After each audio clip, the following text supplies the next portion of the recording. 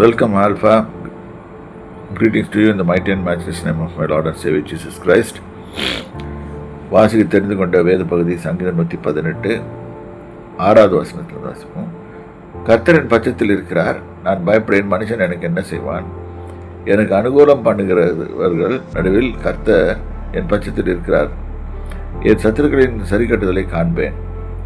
மனுஷனை நம்புவதை பார்க்கலாம் கர்த்தர் பேரில் பற்றுதலாக இருப்பது நலம். பிரபுக்களை நம்புவதை பார்க்கலாம் கர்த்தர் பேரில் நம்புக்கலாம்.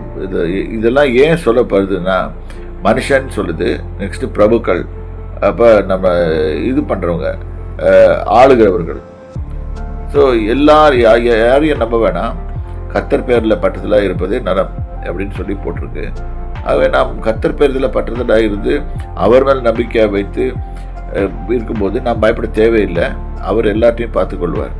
ஒரு வேளைக்கு மக்களுக்கு ஒரு எண்ணம் வரலாம், இவ்வளோ காரியத்தை எப்படி கர்த்தர் கவனிப்பாருன்னு. இல்லை, அவருக்கு ரொம்ப டைம் இருக்குது. நம்ம ஒவ்வொருத்தரையும் கண்கூட ஒவ்வொருத்தரையும் பார்த்து அவங்கள he cares for us, he looks after us. இது நம்மளுக்கு தெரிஞ்சு இந்த விசுவாசம் நம்மளுக்கு அவர் மேலே வைத்திருந்தோமானால் நாம் முன்னேறி செல்வோம். வாழ்க்கையிலையும் எந்த பகுதியிலும் நாம் கஷ்டப்பட மாட்டோம். ஸோ அதான் போட்டது, பிரபுக்களை நம்புவதை பார்க்கலாம் கர்த்தர் பேரில் பற்றுதலாக இருப்பதே நலம்.